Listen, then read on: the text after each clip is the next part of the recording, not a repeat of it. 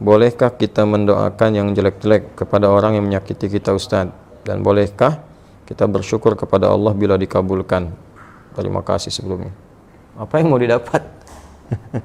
Ya, kita share satu aja ya. Dalam Al-Quran itu ada ayat di Al-Quran surah ketiga Ali Imran ayat 128 sampai 129. Ini saya berikan gambaran kisahnya dulu.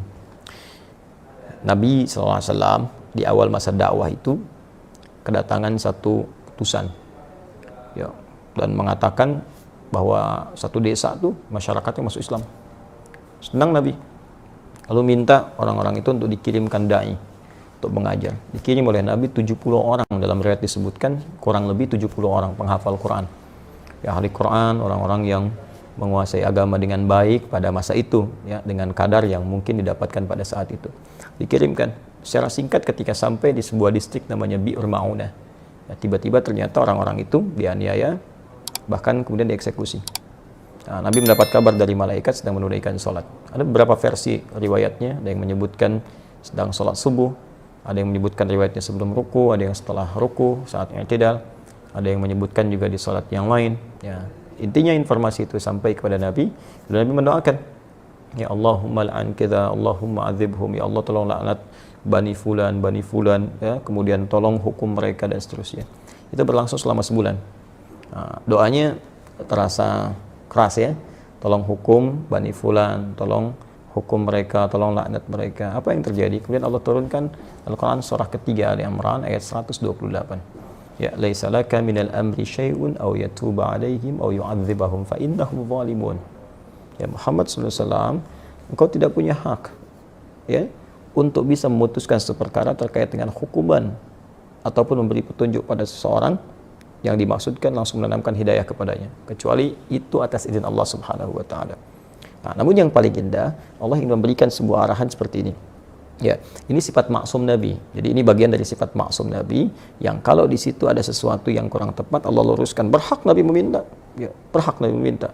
Ya Allah, hukum si fulan, berikan hukuman setimpal, berhak. Tapi Allah berikan suatu arahan yang lain dengan hikmah tertentu.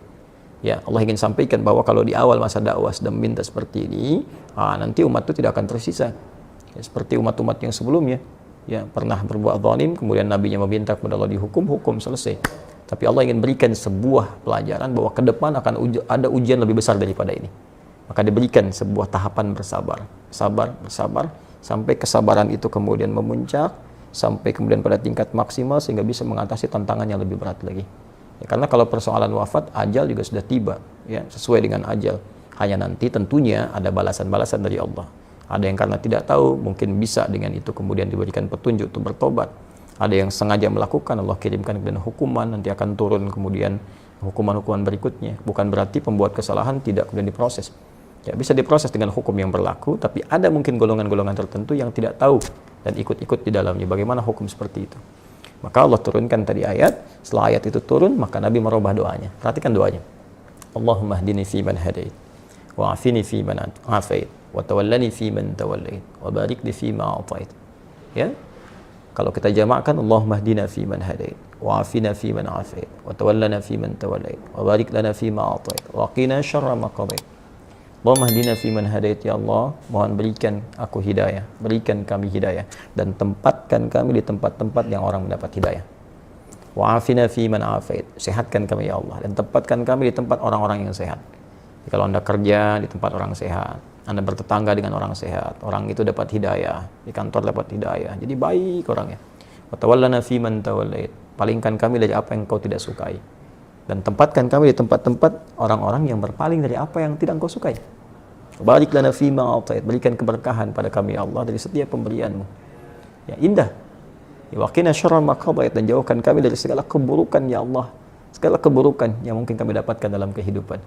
Ya, Engkau telah tetapkan ini buruk, berikan kami kemampuan untuk menghindarinya. Jadi berubahlah ke arah doa-doa itu. Jadi baik, jadi baik, jadi baik. Itu yang telah kemudian dikenal dengan doa kunut. Ya, berarti permintaan pada segala hal yang bernilai ketaatan kepada Allah yang sifatnya baik-baik. Jadi, kalau Allah saja mengarahkan Nabi untuk mendoakan perilaku buruk dengan kebaikan, maka kita lebih layak untuk mengikuti tuntunan Nabi SAW. Kita doakan yang baik. Ya, toh mohon maaf dia mencela kita itu, celaan dia, ketika keluar celaannya itu sudah memberikan pahala kepada kita. Kenapa harus dengan mencela kembali sehingga mengembalikan pahala yang telah kita dapatkan? Nah, yang kedua, kalau hati kita sudah lapang dengan memaafkan, bukan berarti persoalan dia selesai. Persoalan kita dengan dia diselesaikan oleh Allah. Allah akan lupakan beban-beban pada diri kita tentang dia, dihapuskan. Jadi kita nggak capek mikirin dia hilang. Tapi kalau dia belum minta maaf kepada kita, persoalan dia dengan kita belum selesai. Dan dia akan berhadapan dengan Allah di hari kiamat nanti. Jadi nggak ada ruginya, kita dapat pahala. Ya, yang kedua, transferan dari dia tadi, kemudian kita dilupakan oleh Allah tentang perkara dia. Yang ketiga, dia tetap punya urusan dengan Allah sampai dengan hari kiamat. Dan berita baiknya, jika Anda mampu melapangkan hati untuk memaafkan orang lain pada hal yang terkait dengan pribadi Anda dan tidak terkait dengan turunan hukum yang lain. Ya, turunan hukum maksudnya kalau utang, ya, kalau memaafkan itu bukan berarti utangnya lunas. Ya, tetap kita maafkan, misalnya berlaku kelirunya, utangnya tetap kemudian diselesaikan. Kecuali kalau Anda ingin bersedekah. Ya, atau orang misalnya melakukan tindakan kriminal yang dahsyat, kita maafkan. Ya, maaf, tapi kriminal itu tetap diproses untuk memberikan pembelajaran hukum. Kalau secara hukum itu harus diselesaikan. Nah, kalau Anda bisa lapangkan hati seperti ini, maka Allah janjikan di Quran surah ketiga Ali Imran ayat 133 sampai 134. Wasari'u ila magfiratin min rabbikum wa jannatin 'arduha as-samawati wal ardu u'iddat lil muttaqin. Bergegaslah Anda untuk evaluasi diri, minta ampunan sama Allah, dan berharaplah, berusaha untuk mendapatkan satu surga yang luasnya seluas langit dan bumi, disediakan bagi orang takwa. Siapa orang takwa di situ? Amalannya 134. Alladzina yunfiquna fis sarai wad dharra, orang gemar berbagi dalam keadaan lapang ataupun sulit. Kalau lapang berbagi biasa, ini sulit berbagi masih mau. Ya. Nah, wal kadhiminal ghaidha, yang sanggup menahan amarah, wal 'afina 'anil nas, yang mampu memaafkan kesalahan orang lain. Allahu yuhibbul muhsinin, Allah cinta kepada para pelaku-pelaku kebaikan. Barangkali Anda lulus ujian yang lain, ujian sholat bagus, zakat bagus, tapi Allah ingin menguji Anda dengan hadiah terbesar, yaitu surga seluas langit dan bumi. Dapatkan itu, dan disitulah kesempatannya. Kalau hadiahnya kecil, mungkin ujiannya kecil. Hadiahnya power bank, mungkin ujiannya kecil. Tapi hadiahnya surga, setiap yang didambakan, masa harus tantangannya ringan. Semoga Allah memuliakan kita. Terima kasih. Assalamualaikum warahmatullahi wabarakatuh.